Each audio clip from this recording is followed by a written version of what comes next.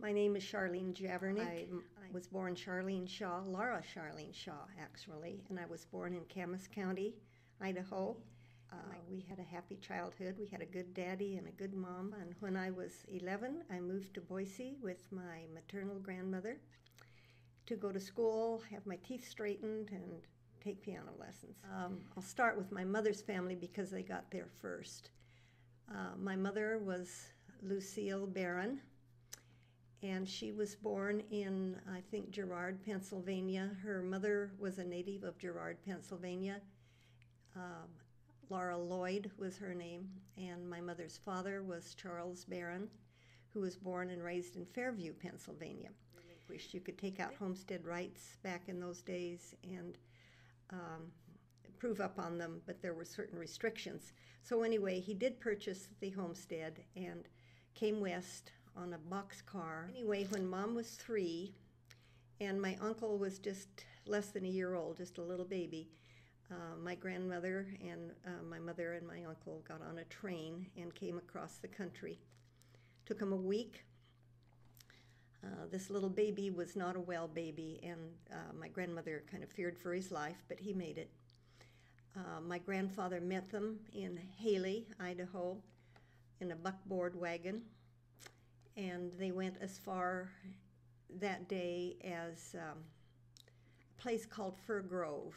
And I don't know if there's any building or anything left there. It was a bunch of fir trees, obviously. And then went on over into Camas County.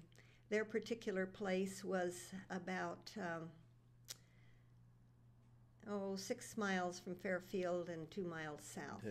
Okay, well, I think it's kind of important to know that my granddad was he did purchase horses for the U.S. Cavalry. They moved to Torrington, Wyoming, where their 3 children were born.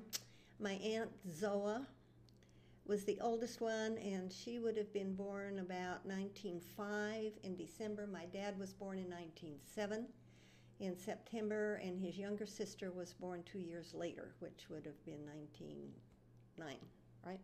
And I don't know what time of year. Anyway, after spending some time there, they moved on through the country and wound up on Whidbey Island. My dad started school on Whidbey Island. And I don't know how long they stayed there. I just don't know, or what he was doing there. I wouldn't think that would be a good place to be buying horses. But anyway, from there they moved to a place called Curlew, Washington, and that's north central Washington. It's getting up there kind of close to the Canadian border, but down a little bit, and that's wheat country. They stayed there for a while, made some good friends, and he wanted to go back to the Camas Prairie because he had traveled through there when he was purchasing horses. So they made their way back towards Idaho, crossing the Columbia River on a big ferry.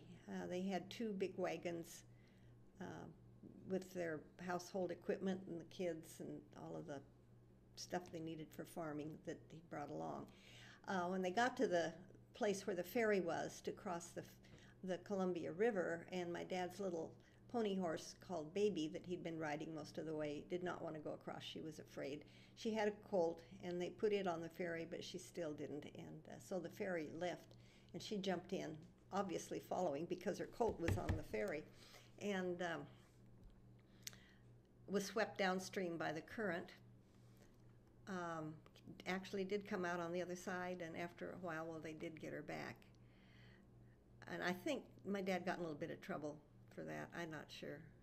Seemed to me today there were streetcars in Boise at that time, and my grandmother was driving her little team of horses with the children and the household equipment and stuff ahead. The streetcars startled the horses, and they acted up and reared up a little bit. And my granddad came and said to her, "Do you want me to help you and get you on out of here?" And she just curtly said, "No, get back in your own wagon and drive your own horses." And she got the horses straightened out.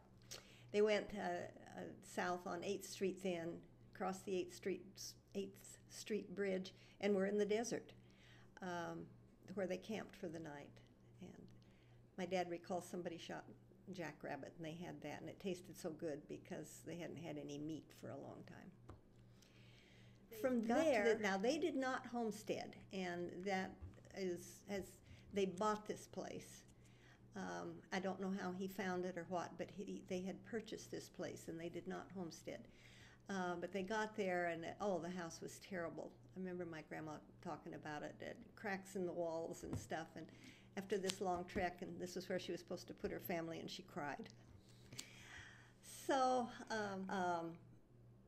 the Barons went by, and my granddad, he was from the East. There was quite a kind of a cultural difference. He always had a snappy little team of horses and little black horses. He always had a pair of black horses, kind of little, and they went by in a little buggy going to someone's house for dinner. And my mom and my uncle were sitting on the back of this wagon, and she was all dressed up in this cute little white dress, and they went jogging by the Shaw place there. And my granddad supposedly said to my dad, "Now there, son, that's the girl you ought to marry."